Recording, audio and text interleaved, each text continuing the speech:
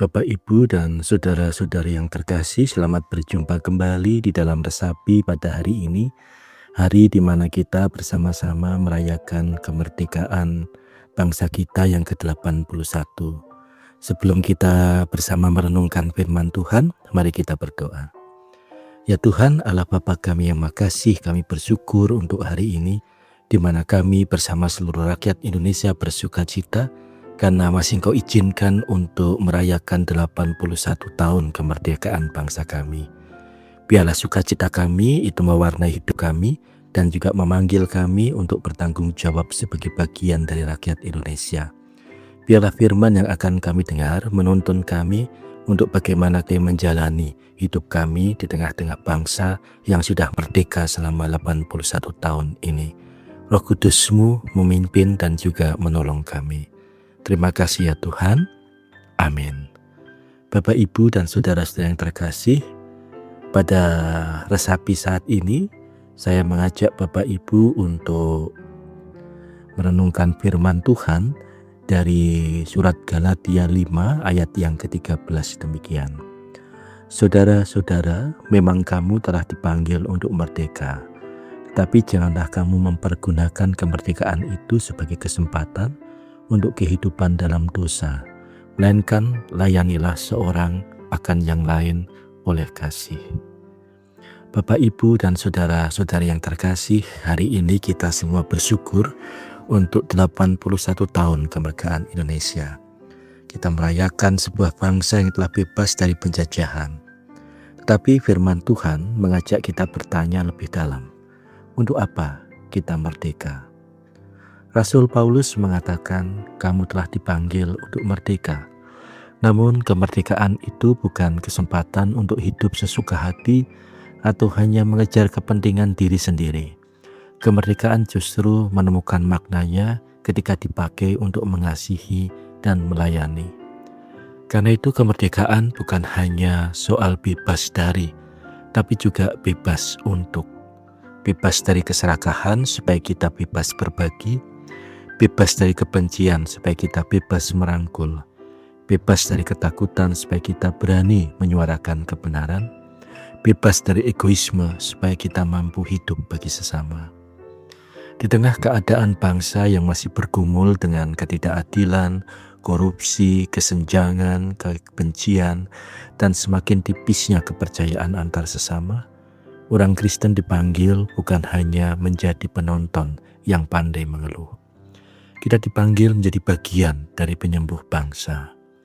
Kita mungkin bukan pejabat, kita mungkin tidak mempunyai kekuasaan besar, tapi Indonesia tidak hanya dibangun oleh keputusan-keputusan besar di Jakarta. Indonesia juga dibangun dari pilihan-pilihan kecil yang dilakukan setiap hari. Kita memilih jujur saat ada kesempatan untuk curang, kita sedang mengisi kemerdekaan sesungguhnya. Ketika kita menghargai orang yang berbeda agama, suku, atau pandangan dengan kita sedang menjaga Indonesia.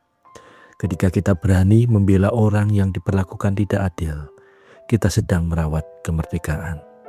Ketika kita bekerja dengan sungguh-sungguh dan tidak mengambil yang bukan hak kita sedang mencintai negeri ini.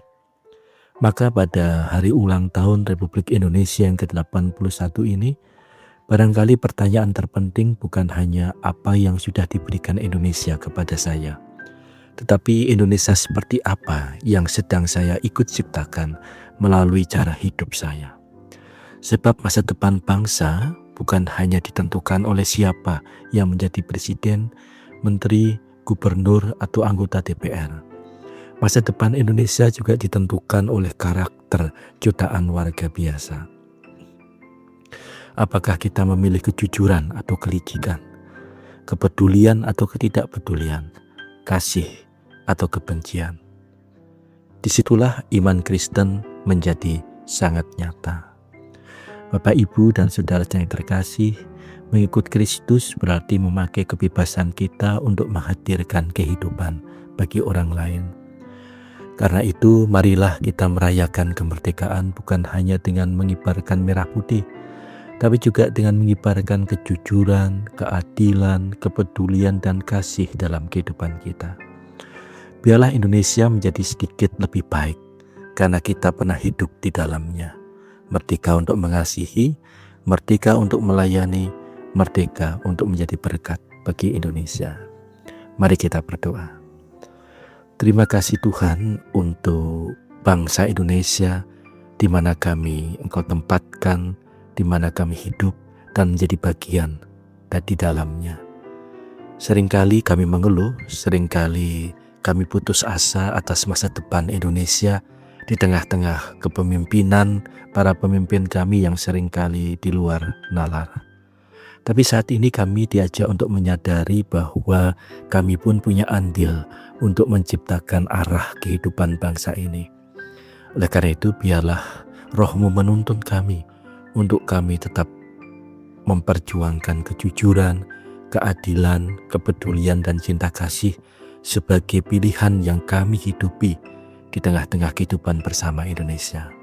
Dan itu meskipun kecil menjadi kontribusi kami untuk membangun bangsa tercinta ini. Kami serahkan kehidupan kami, bangsa kami ke dalam tangan pengasihan-Mu, karena kami percaya bahwa Engkaulah pemilik kehidupan ini. Terima kasih ya Tuhan. Amin.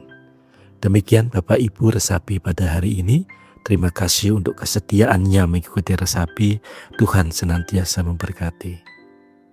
Amin.